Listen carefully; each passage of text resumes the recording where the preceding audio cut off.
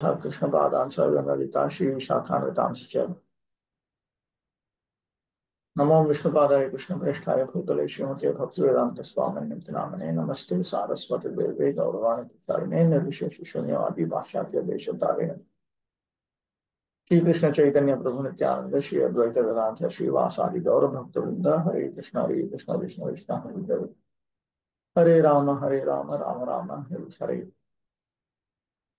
सर्वशास्त्राभिपीयूष सर्ववेदैक सत्फल सर्वसिद्धांत रत्नाभ्य सर्वलोकैक दिक्प्रद सर्वभागवत प्राण श्रीमद्भागवत प्रभो परिध्वांतोदिदादित्य श्रीकृष्ण परिवर्तित परमानंद पाठाय प्रेम वर्षक्षराय ते सर्वदा सर्वसेव्या श्रीकृष्णाय नमोस्तु मे मदेक बंधो मत्संगी मद्गुरो मन्महाधन मन्निस्तारक मद्भाग्य मद आनंद नमोस्तु ते असाधु साधुतादाय नदिनी चोच्युताकर आनमंचकराचिन्मां प्रेम्णा हृत्कण्ठयोऽस्फुर ओम नमो भगवते वासुदेवाय ओम नमो भगवते वासुदेवाय ओम नमो भगवते वासुदेवाय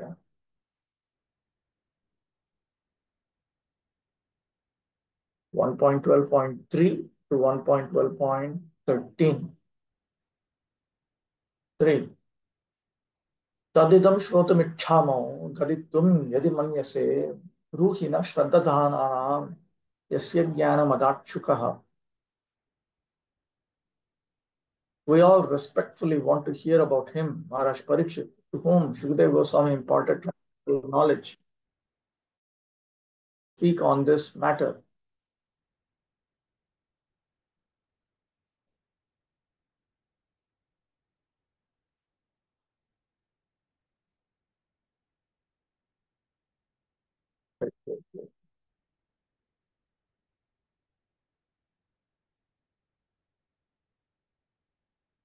प्रार्थये न तु आज्ञामि इत्यह गदितुं यदि मन्यसे तर्हि ब्रूहि.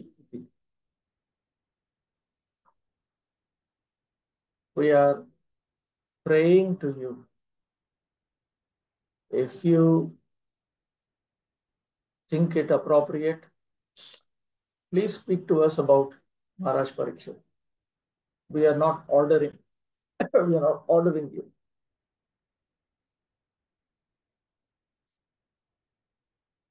Yasya jnanam kaha. He was the one to whom spiritual knowledge was imparted. This is the reason for why they want to hear about him.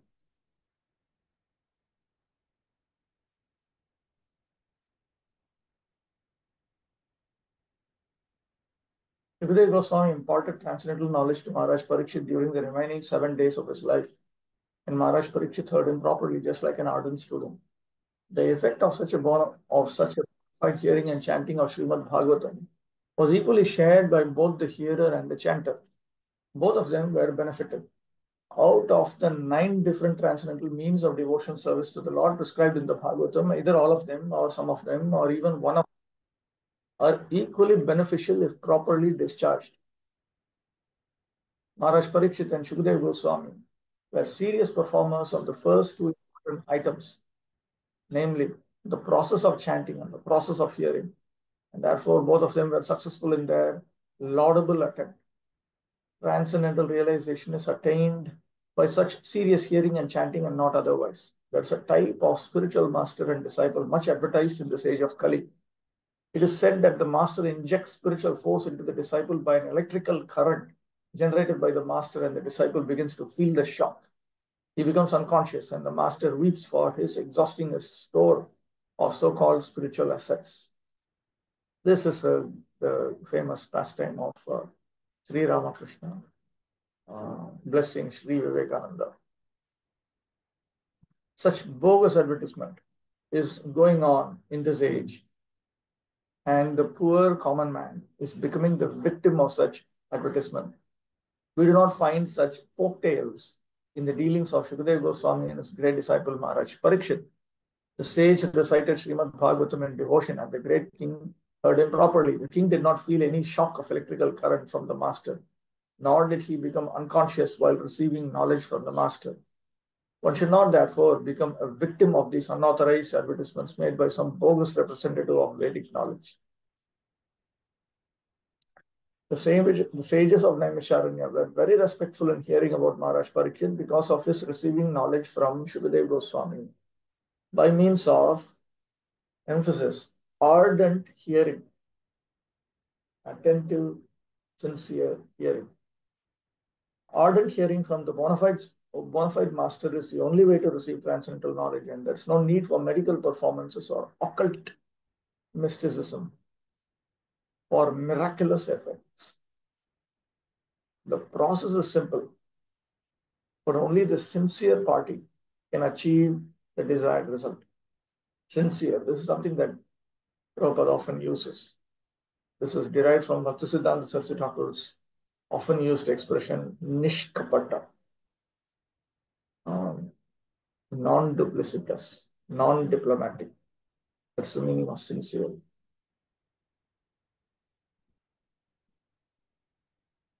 For Sutovacha, Apipalad Dharmaraja, Pitrivad Ranjayan Prajah, Nisprihat Sarvakamebhyah, Krishnapadanu Sevaya. Suta Goswami said, Emperor Yudhishthira administered generously to everyone during his reign. He was exactly like a father.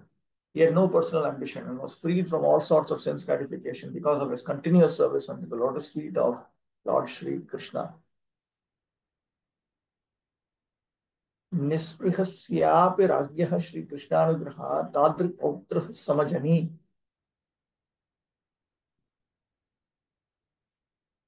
Though the King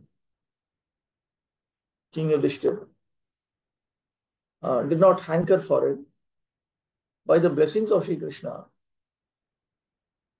he had a similar grandson.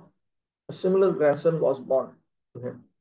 Iti Vaktu, in order to convey this, Tasya Sri Krishna Bhakti Udrekamaha Apipalagdati Tribhi. It is pointed out that Yudhishthira was extremely devoted to Sri Krishna in 3 verses beginning with text number 4. Pitrivad apipalat palayamas.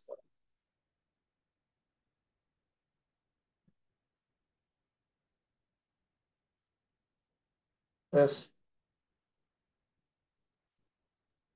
Prabhuji, how can I be duplicitous? Your Like voice. in what way I... Wait. Let me see it in front of my fan. Now speak. In what ways can I be duplicitous? What? Can you, in what way you can not be duplicitous?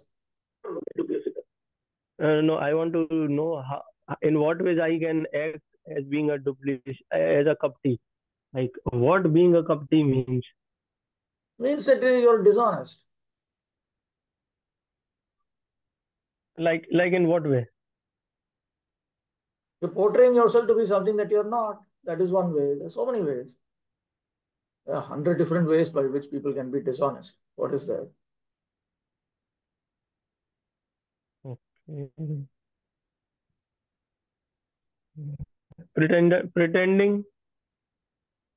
Pretending, that is also based on dishonesty only.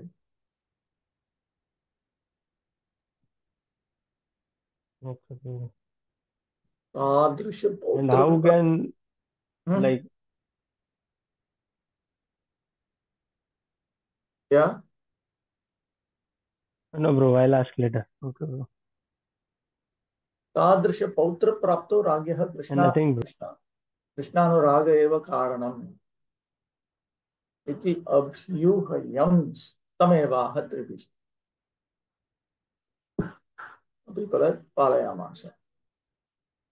As mentioned in our introduction, there's a need for the science of Krishna in human society for the good of all suffering humanity of the world, and we simply request the leaders of all nations to pick up the science of Krishna for their own good, for the good of society, and for the good of all the world's people. So it is confirmed herein by the example of Maharaj Yudhishthira, the personality of goodness. In India, the people hanker after Ramarajya because the personality of Godhead was the ideal king, and all other kings or emperors in India controlled the depth of the world for the prosperity of every living being who took birth on the earth. Herein the word praja is significant. The etymological import of the word is that which is born.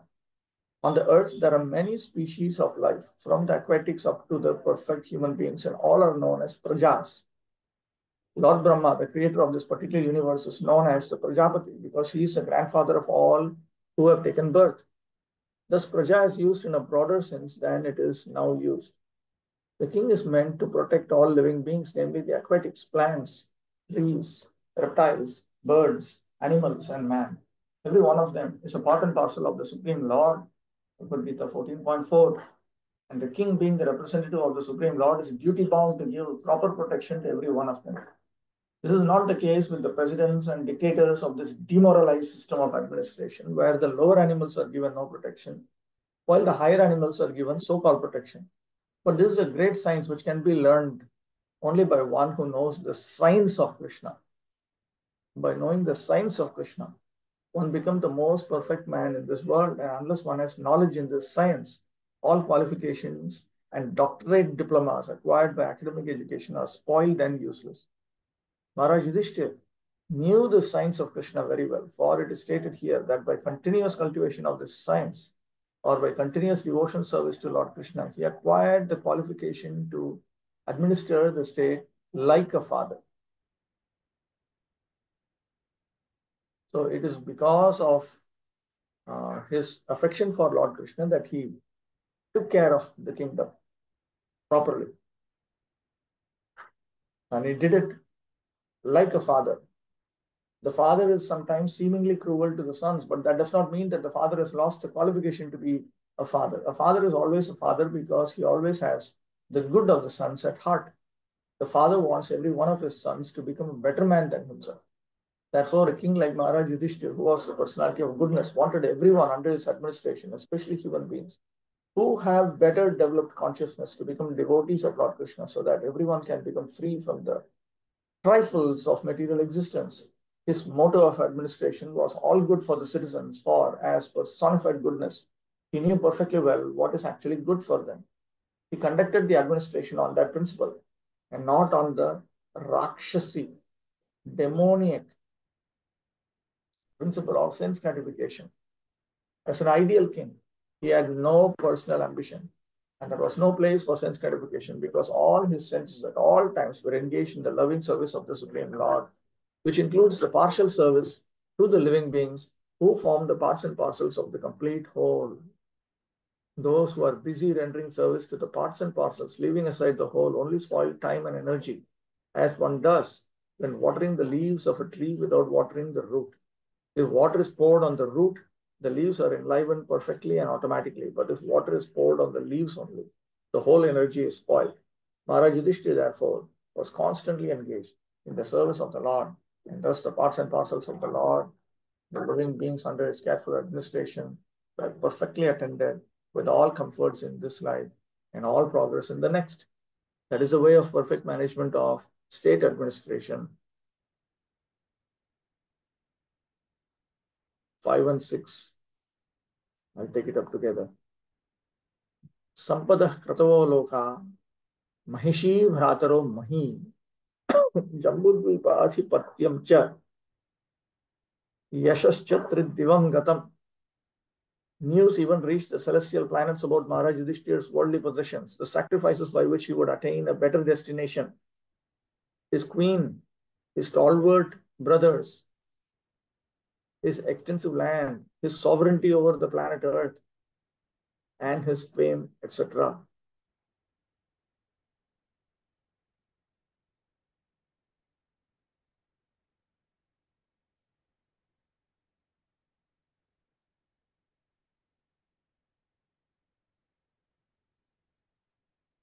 Only a rich and great man's name and fame are known all over the world. And the name and fame of Maharaj Yudhishthira reached the higher planets because of his good administration, worldly possessions, glorious wife Draupadi, the strength of his brothers Bhima and Arjuna, and a solid sovereign power over the world known as Jambudvipa. Here the word Lokaha is significant. Lokaha, future destination.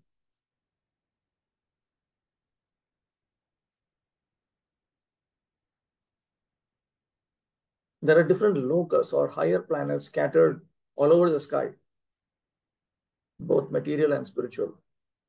A person can reach them by dint of his work in the present life, as stated in the Bhagavad Gita 9.25. No forceful entrance is allowed there. The tiny material scientists and engineers who have discovered vehicles to travel over a few thousand miles in outer space will not be allowed entrance. That is not the way to reach the better planets. One must qualify himself to enter into such happy planets by sacrifice and service. Those who are sinful in every step of life can expect only to be degraded into animal life, to suffer more and more the pangs of material existence. And this is also stated in the Bhagavad Gita 16.19. Maharaj Yudhishthir's good sacrifices and qualifications were so lofty and virtuous that even the residents of the higher celestial planets were already prepared to receive him as one of them. 6. Kimte kamas suras parha mukundam manasod vijah Athijahur mudam ragya kshuthittasya yathetare. O Brahmanas, the opulence of the king was so enchanting that the denizens of heaven aspired for it. But because he was absorbed in the service of the Lord, nothing could satisfy him except the Lord's service.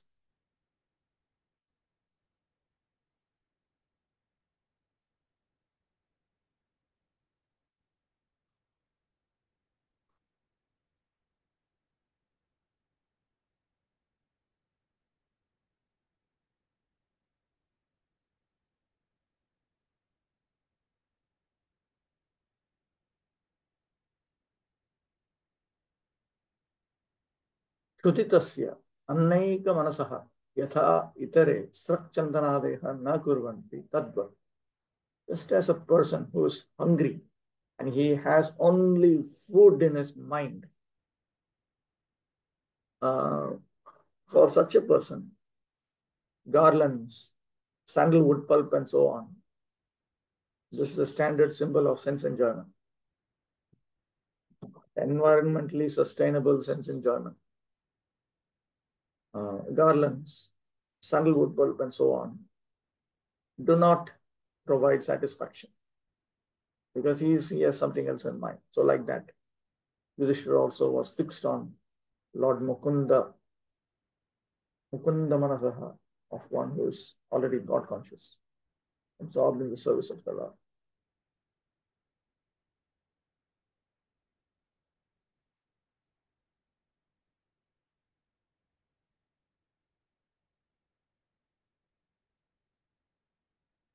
Something wrong with this.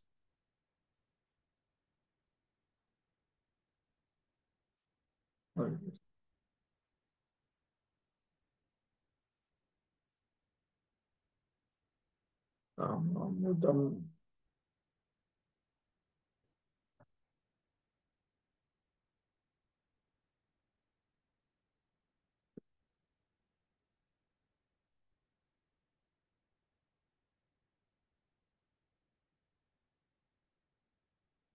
Mukund सेवोपयोगिनी तस्य राज्य संपत् भुक्तवतः तृप्ति उपयोगिनी इव सृग इति भावः.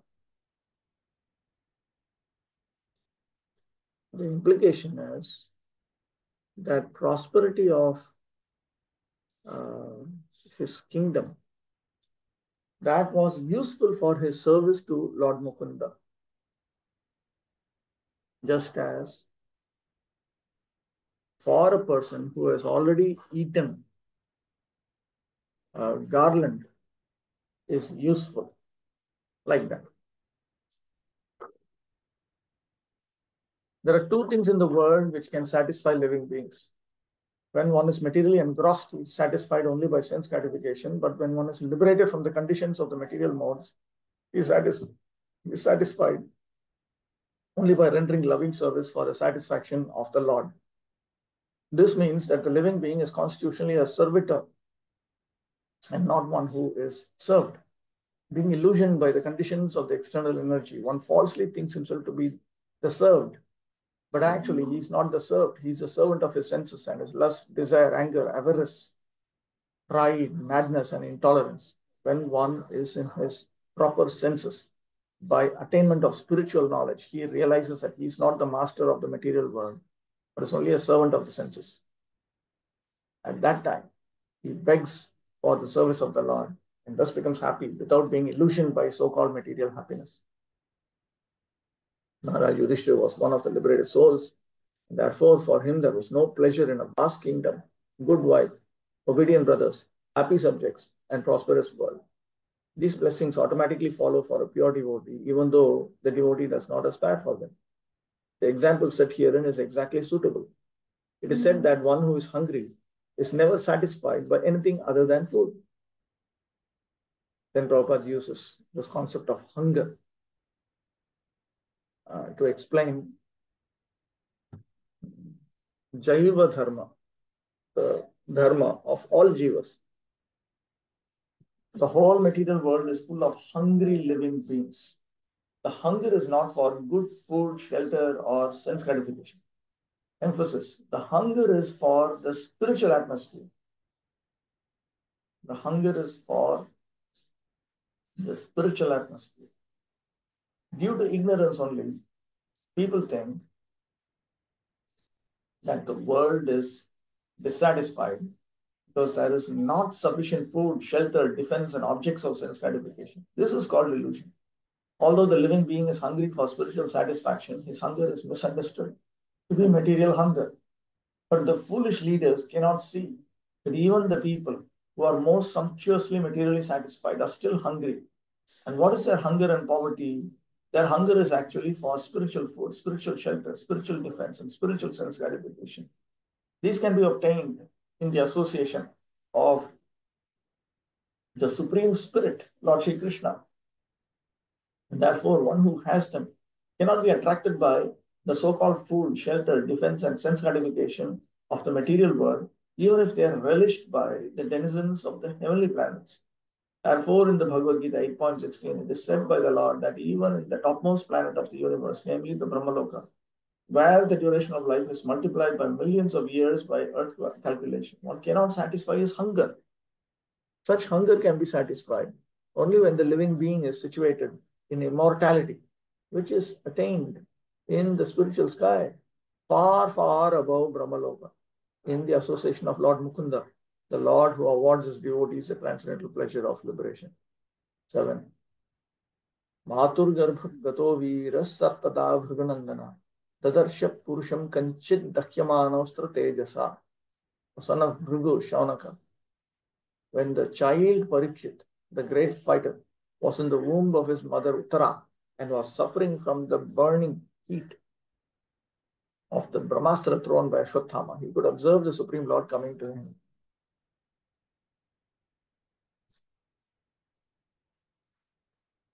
Prastutamaha Madhuriti. Now he goes back to the topic that he had commenced. Matur Gataha Api Viraha. Even though he was situated in the womb of his mother, he was a great fighter. Iti swabhavika virattvena evastra tejasas tasmad abhibhyad ityartha. Because he was naturally a hero from the time when he was in his mother's womb. Therefore, he was not frightened of the prowess of the Brahma Tejas.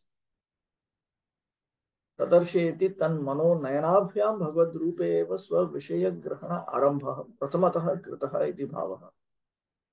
So from the time his mind and eyes became active, they were focused on the form of the Supreme Personality of Godhead. That is implied here. Death generally involves remaining in trance for 7 months. A living being, according to his own action, is allowed to enter into the womb of a mother by the vehicle of a father's semen and thus he develops his desired body. This is the law of birth and specific bodies according to one's past actions.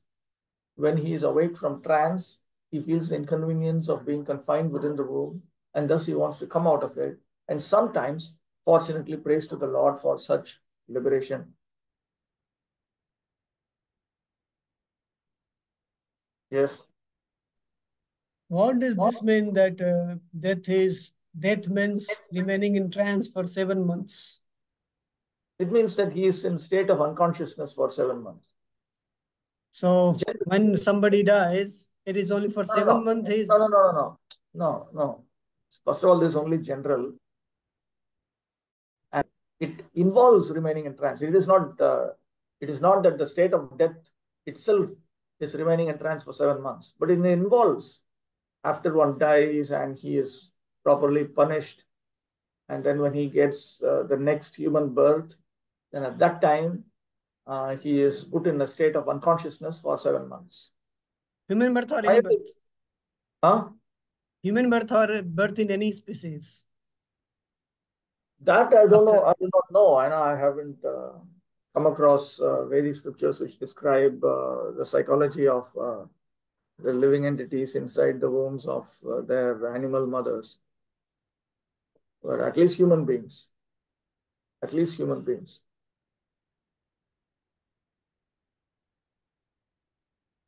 It only involves remaining in trance. And sometimes, fortunately, prays to the Lord for such liberation. This sometimes, we will see this when we come to third canto. This sometimes refers to those living entities who are scheduled to attain liberation in that life. We may be progressing towards liberation or love of God, but in the last lifetime, when we are actually deemed fit by the Supreme Lord, and at that time consciousness awakens, and at that time one prays to the Lord. That prayer comes in third canto. You will see that Vishwanath Chakravarti Thakur will explain. That's why it is said sometimes. Maharaj Parikshit, while in the womb of his mother, was struck by the Brahmastra released by Ashwatthama, and he was feeling the burning heat. But because he was a devotee of the Lord at once appeared himself within the womb by his all-powerful energy. He appeared himself means he himself proactively appeared.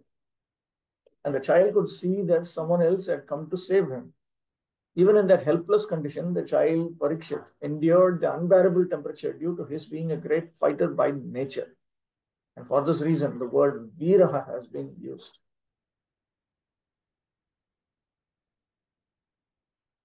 In Arthashastra also, there are statements that indicate that a king is not only meant to be physically strong, he's also meant to have something called mental strength. He's supposed to have mental strength. That is very, very important. Courage.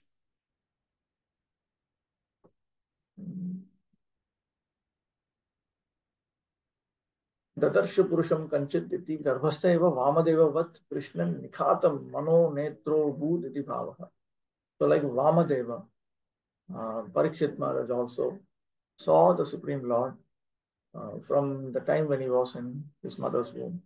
Vamadeva is a celebrated sage in Vedantic literature, in the Upanishad.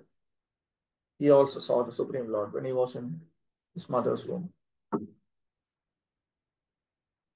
What is science of Krishna here? Science of Krishna is Bhagavad Tattva Vijnanam. Prabhupada often says science of Krishna is brought out in Bhagavad Gita and Srimad Bhagavatam. What are these spiritual defense and spiritual sense gratification? It is depending on the Supreme Lord Krishna and allowing him to defend us and serving Krishna for Krishna's spiritual sense enjoyment. Text 8. Angushthamatramalam Spurata Maulinam Apivi Darshanam Shyamam Taditva Sasamachyutam. He, the Lord, was only thumb high, but he was all transcendental. He had a very beautiful, blackish, infallible body, and wore a garment of lightning yellow and a helmet of blazing gold. Thus he was seen by the child.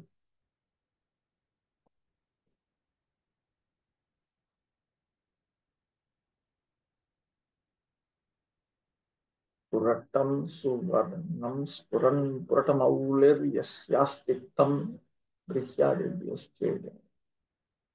Apichyam atisundaram.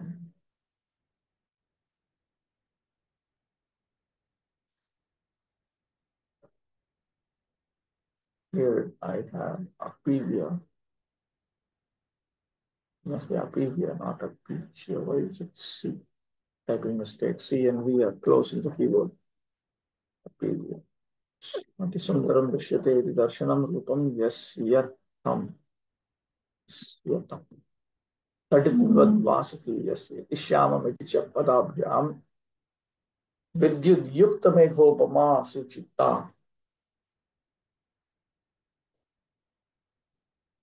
Apivya Darshanam Shyamam Tadid Vasasam Achitam. Here there is a comparison of the Lord's beauty to the beauty of lightning and a cloud in which there is lightning. Achitam indicates that the Lord was untransformed, infallible.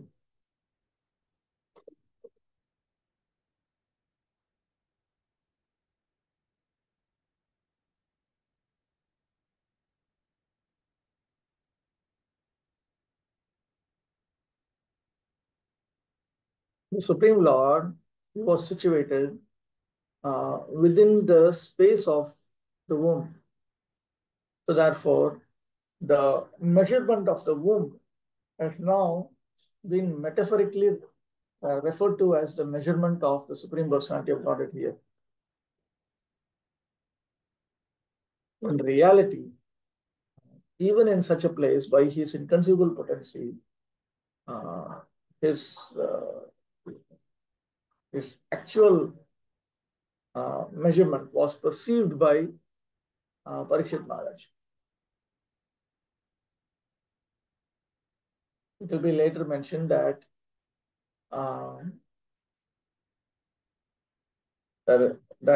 he continued to see amongst all human beings where is the person whom he saw inside the womb. There is no other way to explain this unless one says that unless one comes to the conclusion that he saw the Supreme Lord as he is.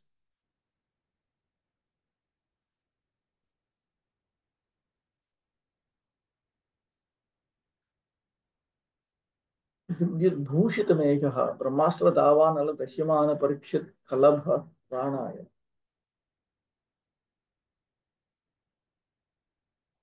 Just as a lightning comes suddenly and decorates a cloud, so like that, the Supreme Lord suddenly appeared within the sky of Uttara's womb in order to protect Parikshit, who was about to be burnt by the forest fire of the Brahmastra radiation.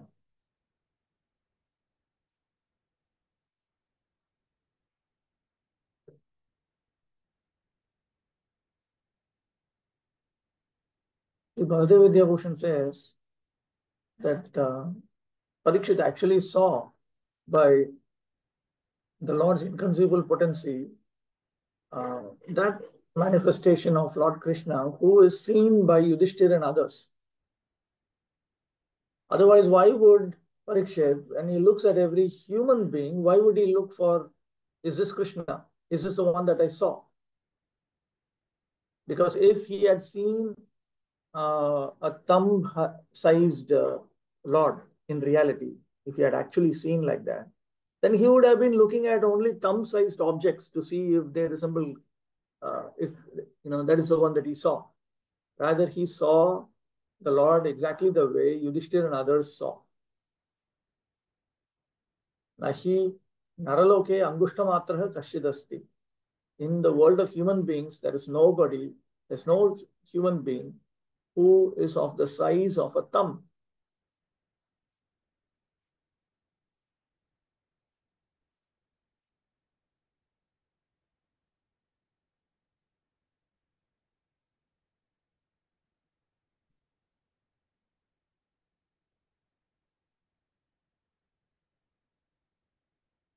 9. Srimad Dirgha Chaturbahum Taptakanchana Kundalam Shatajaksham Gadapanim Atmanas Sarvatodisham Paribhramantam Ulkabham Brahmayantam Gadam Muhuhu. The Lord was enriched with 4 hands, earrings of molten gold, and eyes blood red with fury. As he loitered about, his club constantly encircled him like a shooting star.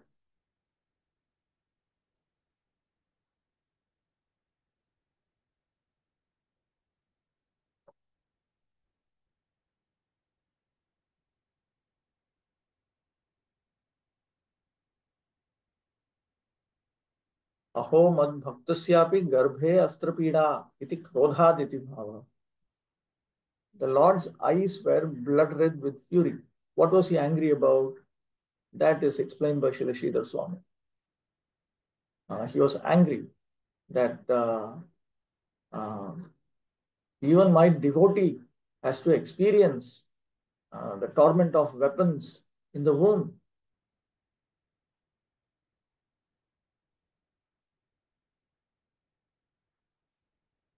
Brahmastram prati krodhat atyarakta netram.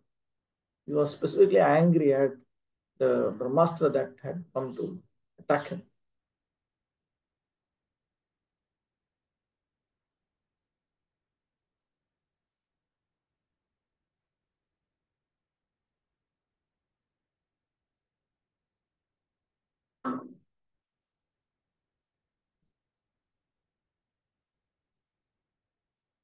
It is said in the Brahma Samhita chapter 5 that the Supreme Lord Govinda by his one plenary portion enters into the halo of the universe and distributes himself as Paramatma or the super soul, not only within the heart of every living being, but also within every atom of the material elements. Thus, the Lord is all-pervading by his inconceivable potency, and thus he entered the womb of Uttara to save his beloved devotee Maharaj Parikshit. In the Bhagavad Gita 9.31, the Lord has assured everyone that his devotees are never to be vanquished. No one can kill a devotee of the Lord because he is protected by the Lord, and no one can save a person whom the Lord desires to kill. There's something in the chat box. What is that?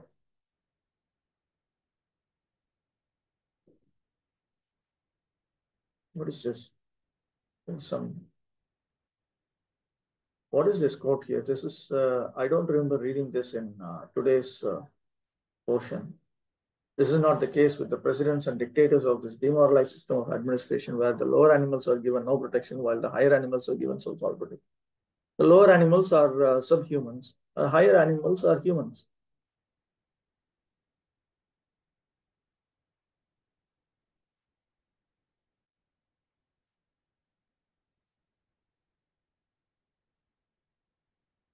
No one can kill a devotee of the Lord because he is protected by the Lord, and no one can save a person whom the Lord desires to kill.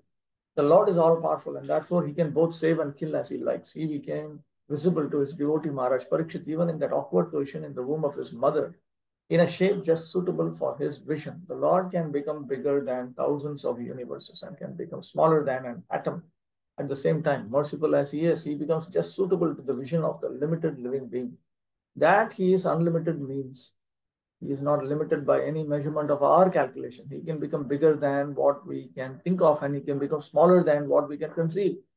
But in all circumstances, he is the same all-powerful Lord. There is no difference between the thumb-like Vishnu in the womb of Uttara and the full-fledged Narayana in the Vaikuntha Dham, the kingdom of Godhead. He accepts the form of Archavigraha, worshipable deity, just to accept service from his different incapable devotees. By the mercy of the Archavigraha, the form of the Lord in material elements, the devotees who are in the material world can easily approach the Lord, although he is not conceivable by the material senses. The Archavigraha is therefore an all-spiritual form of the Lord to be perceived by the material devotees. Such an Archavigraha of the Lord is never to be considered material. There is no difference between matter and spirit for the Lord, although there is a gulf of difference between the two in the case of the conditioned living being. For the Lord, there is nothing but spiritual existence. But similarly, there is nothing except spiritual existence for the pure devotee of the Lord in his intimate relation with the Lord. 10. Astratejasvagadaya niharam iva gopati vidhamantam sannikarche paryaikshataka ityasau. The Lord was thus engaged in vanishing the radiation of the Brahmastra, just as the sun evaporates a drop of dew. He was observed by the child who thought about who he was.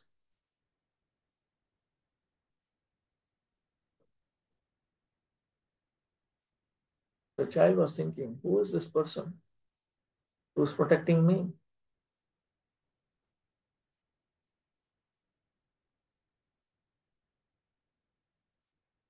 Pariyaikshatavitarbitavan. He began to um, logically, he was trying to understand.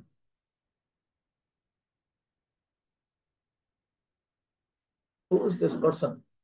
Like the sun uh, vanishing, like the sun evaporating a drop of dew. Who is this?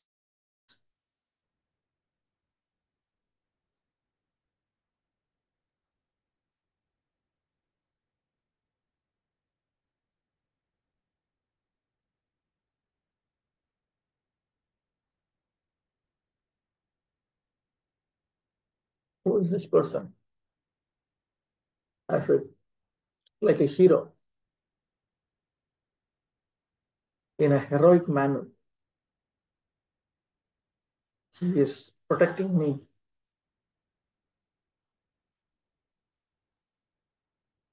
11. विधूय तद्दमेयात्मा भगवान धर्मगुप्त विभुः निशतो दशमास्तस्य तत्रैवान्तर्दधे हरिः.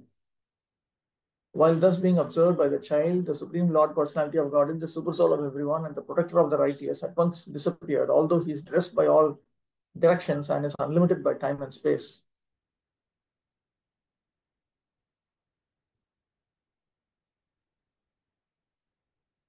Dashamasasya. Yeah, Dashamasasya.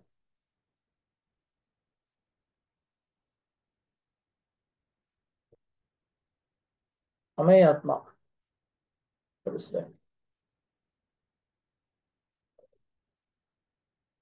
Amayatma. The all-pervading super soul. Literally, it means the one who is beyond measurement.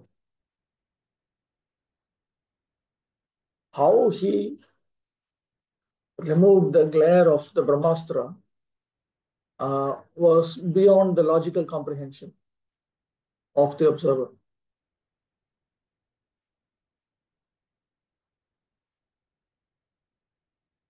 Dharmagup. One of the meanings of the word Dharmagup, the protector of righteousness, is he protects the kings who protect Dharma.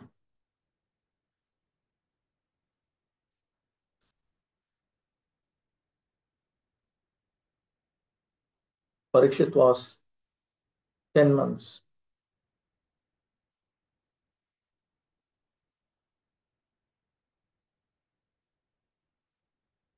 And the Supreme Lord simply disappeared because he is all-pervading.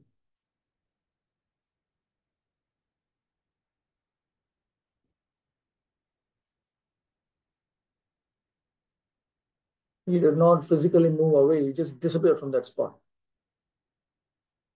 The word Hari he is used. That is the last word. Hari, the Lord. Haririti tasya manaha apahritya tasman avadadhane satyantarbhave. He had attracted the mind of the child. And at that moment, he disappeared. Chaurasya lakshanamidam eva. This is actually the characteristic of a thief. Yad dhanavatyavadadhane antardhatte. He attracts the attention of the rich person and he disappears. Iti kuta yamika vat tan manohartameva tatra pravishta asid ityutpreksha dyotita. There is a hint here that the Lord had appeared just to attract the mind of this child, Parikshit.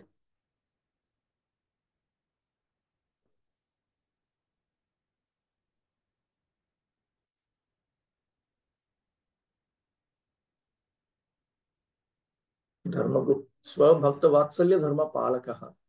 the protector of dharma. Which dharma? The dharma of being affectionate to his own devotees.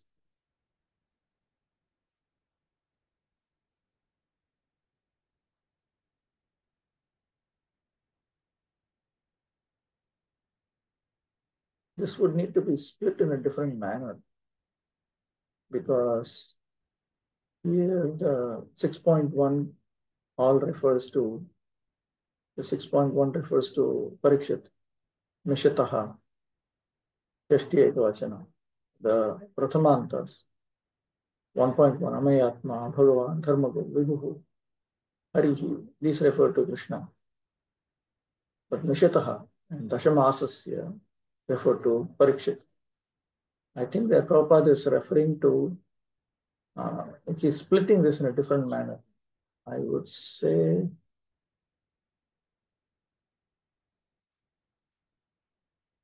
it's not clear to me how he's splitting it, but it looks like he's taking it as Dashama or Dashamas and then Asya.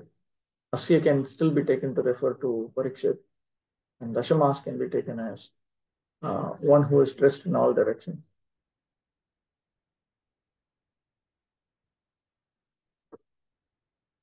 That has to be investigated further. Child Parikshit was not observing a living being who is limited by time and space. There's a gulf of difference between the Lord and the individual living being. The Lord is mentioned herein as the supreme living being, unlimited by time and space.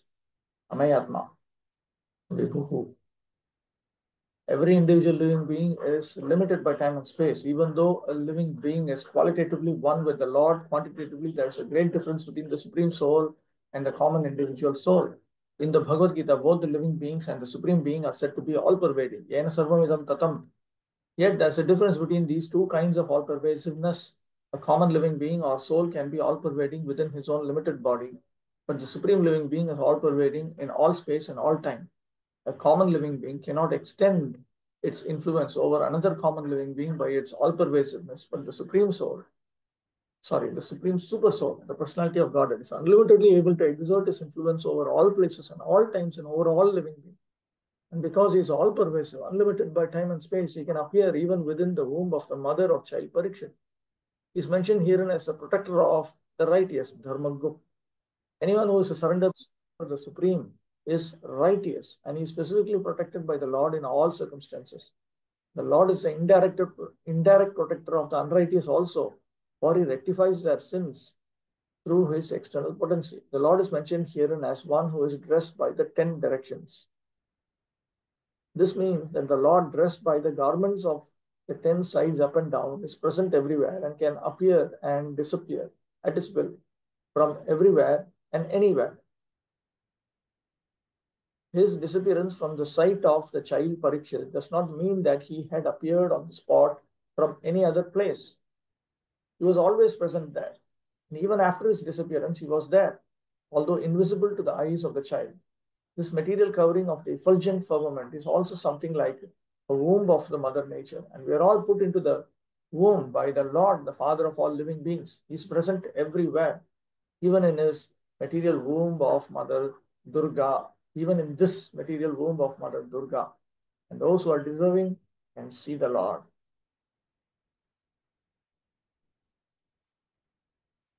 12. 1 minute.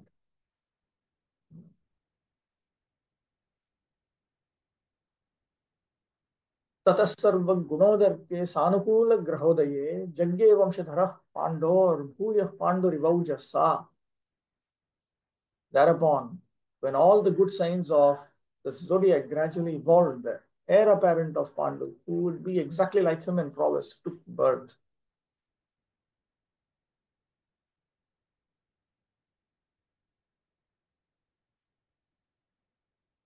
Udarkam Uttaraphalam Sarvagunanam Uttarottaraaj Suchake Lagni. Tatra hetuhu anukulaihi anyaihi grahaihi sahitanam shubhagrahanam udayaha yasmin.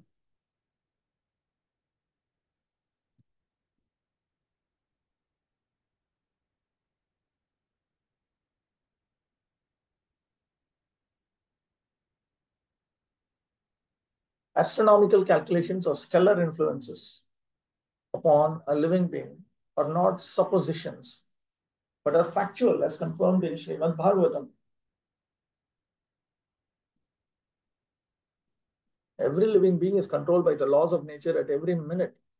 Just as a citizen is controlled by the influence of the state laws are grossly observed, but the laws of material nature, being subtle to our gross understanding, cannot be experienced grossly. As stated in the Bhagavad Gita 3.9, every action of life produces another reaction which is binding upon us, and only those who are acting on behalf of Yagya Vishnu are not bound by the reactions. Our actions are judged by the higher authorities, the agents of the Lord, and thus we are awarded bodies according to our activities. The law of nature is so subtle that every part of our body is influenced by the respective stars. And a living being obtains his working body to fulfill his term of imprisonment by the manipulation of such astronomical influence.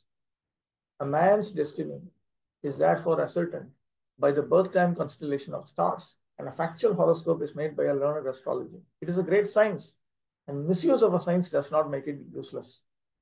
So Prabhupada said it's like a weather forecast, useful for practical purposes. There are some objections to astrology being considered a science, but learned astrologers have also offered good rebuttals. There was one B.V. Raman, who's a big name in astrology, and he wrote a book on how these so-called scientific people, they attack astrology, saying that it is just some ignorant superstition, it is not scientific.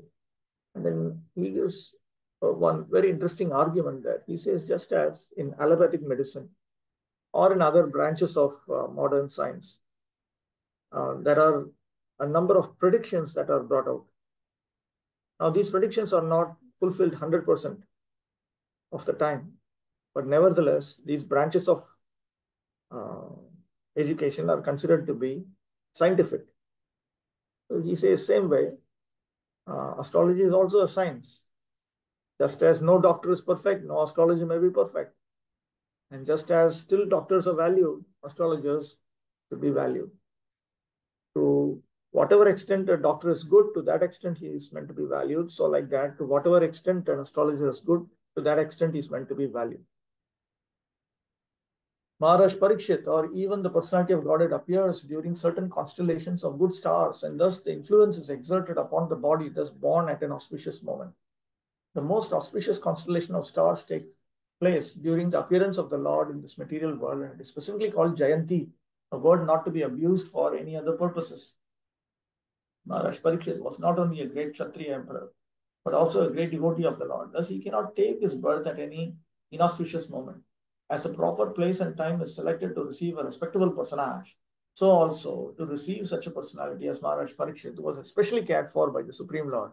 A suitable moment is chosen when all good stars assemble together to exert their influence upon the king. Thus, he took his birth just to be known as the great hero of Srimad Bhagavatam. This suitable arrangement of astral influences is never a creation of man's will, but is the arrangement of the superior management of the agency of the Supreme Lord. Of course, the arrangement is made according to the good or bad deeds of the living being. Herein lies the importance of pious acts performed by the living being. Only by pious acts can one be allowed to get good wealth, good education, and beautiful features. The samskaras of the school of Sanatana Dharma, man's eternal engagement, are highly suitable for creating an atmosphere for taking advantage of good stellar influences, and therefore the Garbhadan Samskar, or the first seedling purificatory process prescribed for the higher castes, is the beginning of all pious acts for receiving a good, pious, and intelligent class of men in human society. Garbhadan Samskar is meant to be carried out in an atmosphere of celibacy. Emphasis: there will be peace and prosperity in the world due to good and sane population only. End of emphasis. There is hell and disturbance only because of the unwanted, insane populace addicted to sex indulgence.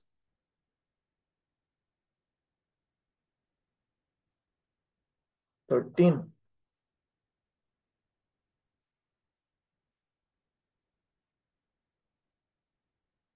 तस्य प्रीतमना राजा विप्रय धौम्य कृपादिभिः जातकं कारयामास वाचयत्वा च मंगलम्. King Yudhishthir, who was very satisfied with the birth of Maharaj Parikshit, had learned Brahmanas headed by Dhaumi and Kripa perform the purificatory process of birth and recite auspicious hymns.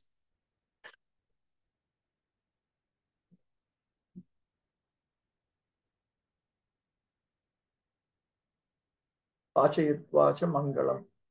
He had them recite the Punyaha mantras. There are certain mantras by reciting which your day is good. There's a need for a good and intelligent class of Brahmanas who are expert in performing the purificatory processes prescribed in the system of Varnashrama Dharma, Samskaras. Unless such purificatory processes are performed, there is no possibility of good population. And in the age of Kali, the population all over the world is of Shudra quality or lower for want of this purificatory process. It is not possible, however, to revive the Vedic process of purification in this age for want of proper facilities and good Brahmanas. But there is a Pancharatrika system also recommended for this age. The Pancharatrika system acts on the Shudra class of men, supposedly the population of the Kali Yuga, because in reality, they're lower than Shudras, the vast majority. And it is a prescribed purificatory process suitable to the age and time. Such a purificatory process is allowed only for spiritual upliftment and not any other purpose. Spiritual upliftment is never conditioned by higher or lower parentage. After the Garbhadana purificatory process, there are certain other samskaras like Sivantonayana, Sadabhakshana, Swadabhakshana, as far as I understand, etc. During the period of pregnancy and when the child is born, the first purificatory process is Jatakarma. This was performed duly by Maharaj Yudhishthir with the help of good and learned Brahmanas like Dhaumya, the royal priest, and Kripacharya, who was not only a priest but also a great general. Both these learned and perfect priests, assisted by other good Brahmanas, were employed by Maharaj Yudhishthir to perform the ceremony. Therefore, all the samskaras, purificatory process, are not mere formalities or social functions only, but they are all for practical purposes and can be successfully performed by expert Brahmanas like Dhaumya and Kripa. Such Brahmanas are not only rare, but also not available in this age, and therefore, for the purpose of spiritual upliftment in this fallen age, the Goswamis prefer the purificatory processes under Pancharatrika formulas to the Vedic rites. So we also have Dashavida Samskara. We have Satkriya Sar Deepika, Samskara Deepika, published by Bhakti-vaibhava Thakur. It's something in the chat. What is the chat? How can we be conscious about each and everything we are doing in our life? Sometimes we are not aware. What does this mean? How can we be conscious about it? We should be alert in doing whatever we are meant to be doing. That's all.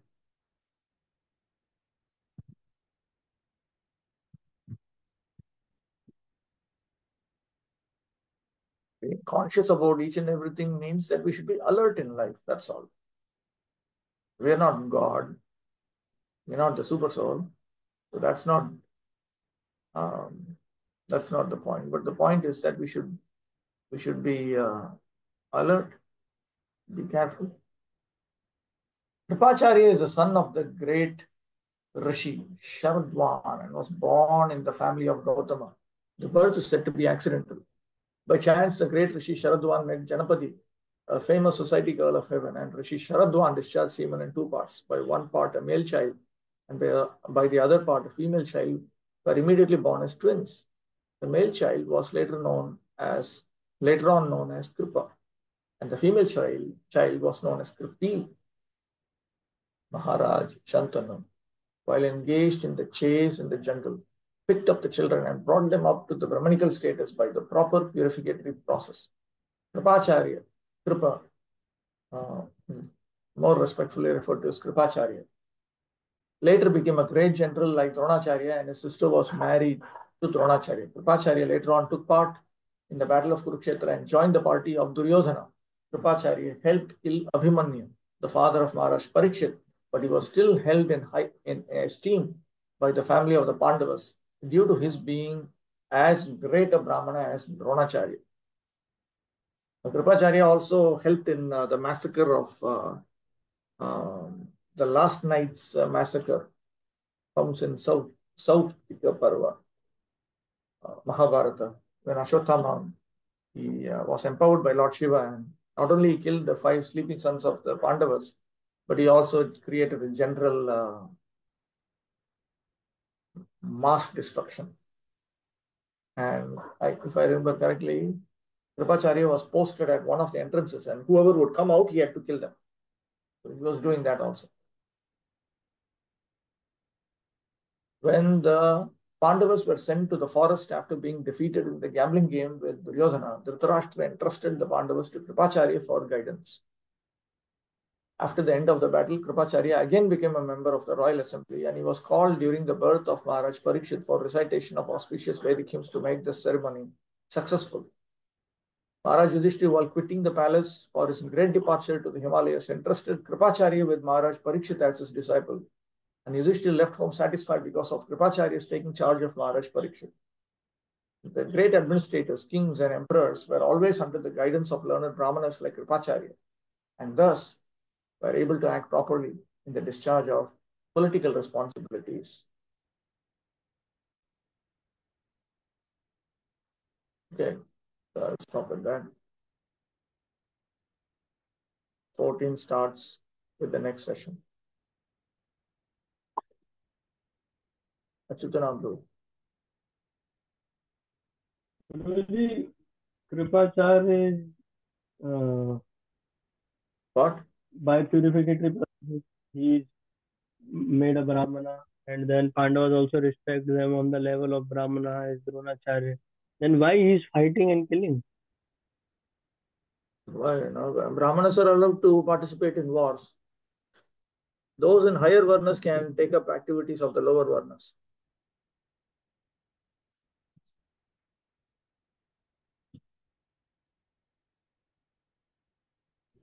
Okay, Prabhu. Okay, so Somapati Prabhu. So I was reading about Ekadasi, and in that Ekadasi, it is said that What is in that Ekadashi? What does this mean? Indira Ekadasi, sorry, today Ekadasi, Indira Ekadasi. It is written that before performing Ekadasi, Wait. You read some book about Indira Ekadashi or some article about Indira Ekadashi? No, Ekadasi Mahatya. Ekadashi Mahatmya. Yeah. What is this Ekadashi Mahatmya? It's some ISKCON book? Yes.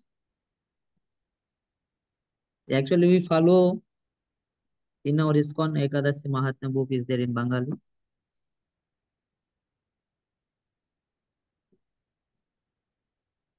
Prabhupada kept things very simple. On Ekadashi, we are supposed to chant 25 rounds or higher. Yeah. But even Guru Maharaj says that I read in Ekadasi Mahatma like that, and he reads every Ekadasi also. There's nothing wrong with all these compilations from the Puranas. But if you want to get the benefit of Srimad Bhagavatam, you have to stick to the standards of Srimad Bhagavatam. Yeah. It's not sinful or something. It's pious. That's all. Okay, tell me. So should we encourage the devotees to read Ekadasi Mahatma or not? We should encourage devotees to chant. Chant Hare Krishna, sing Hare Krishna, read Prabhupada's books on Ekadashi, engage in Navavidha Bhakti. There are different levels of following Ekadashi. Prabhupada was only interested in teaching the highest method of observing all the different items of devotional service. The more and more you dilute it with authorized processes, which are lower than that, the longer it takes to go back to Godhead. you will receive pious benefits, no doubt about it.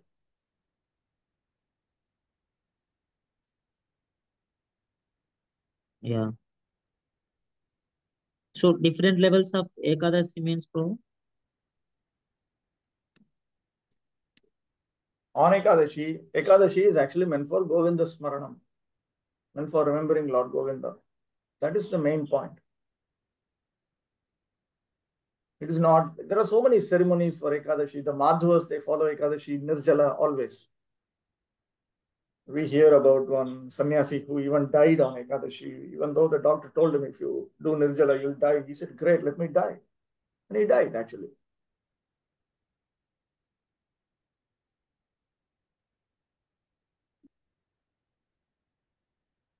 So there are different dates. It's part of the pious life of all Vaishnavas. You're supposed to follow Ekadashi.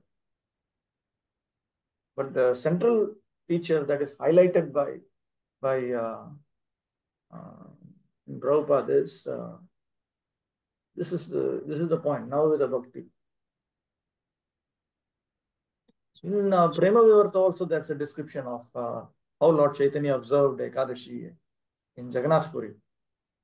He said Ekadashi, you're supposed to be chanting whole night without sleeping the next day.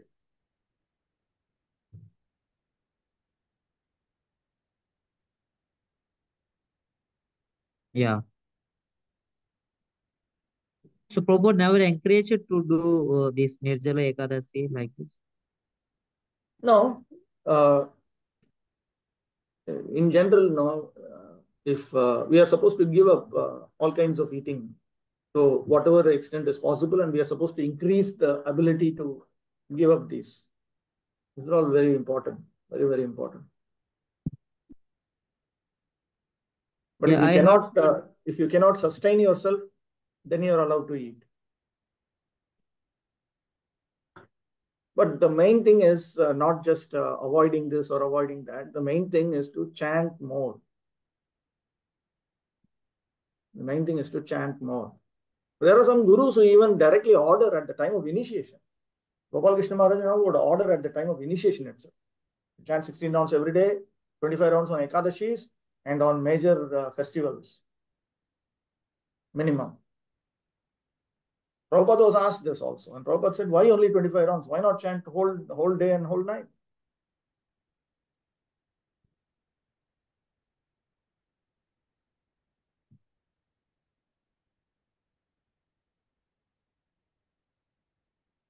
Yes, bro. Also, what is the proper way then observing Ekadasi? Just simply we fast and chant, and next day break the fast. No, if you cannot chant, then you can have kirtan. Then you can have bhajan sandhya.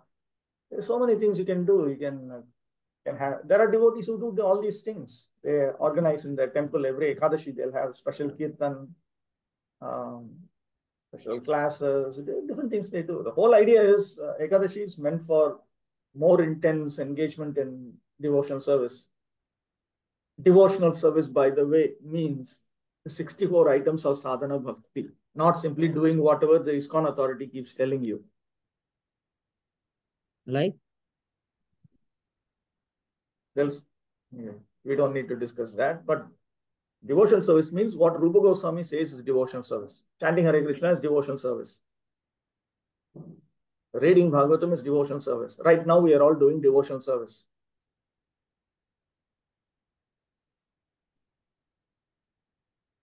Yes, bro. It is also mentioned that one should do charity, one should do Brahman Bhojan. And this is all part of the Karmakanda rules for Ekadashi. Yeah. So if you do these things, then you'll attain Janma Ishwarya Shruta Shri in your next lifetimes. Yeah, just like Prabhu, today's Mahatmya, it is mentions that Narada Muni meets Raja Indrasen, and he tells him that your father is there in the Amaloka. I met him there. So if you perform Ekadasi on this day, he will be liberated and he will get into spiritual abode. Why This is the those who are interested in attaining Uttama Bhakti bothered about all these things? Why followers of Srimad Bhagavatam have to be bothered with all these things? These are all from lower Puranas. Why we are disorienting ourselves like this?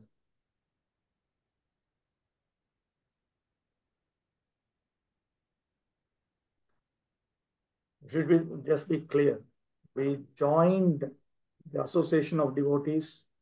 We refused to even become congregation members for a particular purpose. Are we moving closer towards that purpose, attainment of that purpose or not? That we should keep thinking. Let us not get distracted by sinful activities or pious activities also. That we should help each other. yeah. All right. Just one more question, bro.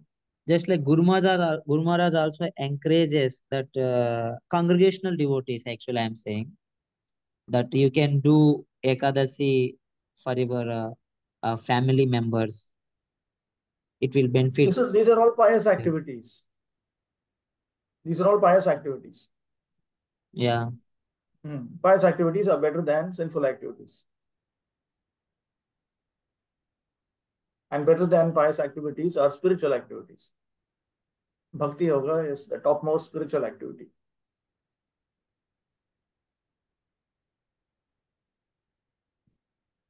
Yes, bro. So, can we use these things for the common people, those who are not fully devotees or not performing devotional service? We can encourage them by talking about these things.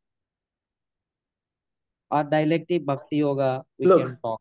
In a shop, the intelligent shopkeeper will decide which products to sell. Are you going to sell a lot of third class duplicate mal, or you want to sell a few genuine products for elite customers? It's like, for instance, there is this computer company, Apple. They make their own products. Most of the people do not buy Apple products. Most of the people buy other products. Even, for instance, amongst computers, most of the people buy PCs. PCs referring to Windows PCs, like that. They do not buy Apple desktops, Apple MacBook. They don't buy all these things because it's far more expensive. But everyone knows that they are far superior. And if you look at the Apple advertisement, they will advertise in such a manner that if you don't have an Apple product, you're wasting your life. And they'll never reduce the price. And in the shop, they will directly tell you, this is all meant for superior customers. The superior minority customer group. It is not meant for the common people. Common people, they should just buy some other thing and they should be satisfied because they are only fit for that. Or directly they speak like this. Not only in India, in other countries also, openly they speak this. The more intelligent will buy Apple product. Directly they will speak this. The man himself is selling Apple product, he's selling other products also. So they speak like that. So that's one way of marketing strategy. So if your Bhaktisiddhanta Saraswati Thakur would speak like that, Prabhupada also would speak like that. See, there are all these things, these are all okay, but this is the best. And those who are more intelligent will take up this, the higher thing.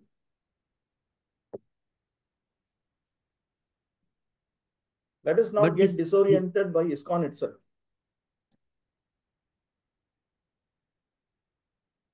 Bro, this is for, but this process is for everyone, even for the common and poor and everyone, not for intelligent. Which process? and deserved persons, Which process? like following this Bhakti Yoga. Those who are trying to follow Shuddha Bhakti will always be a small minority. Everyone likes to engage in Krishna Bhakti. But how many are interested in engaging in pure devotion service?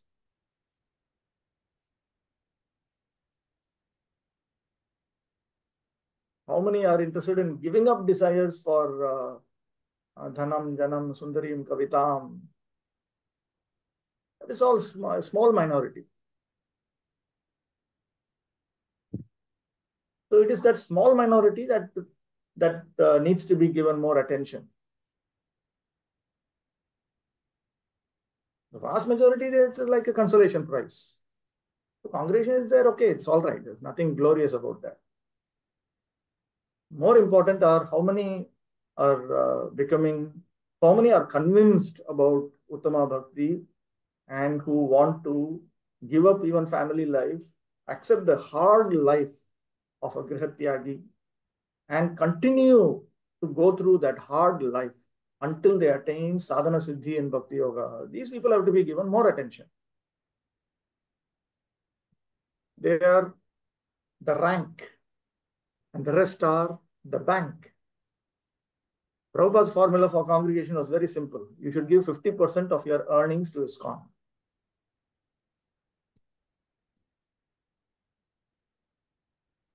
Okay, enough of this. Vanchakalpatarubhyasya kripasindukhya vacha paritanam pavanebhyo vaishnavibhyo namo namaha.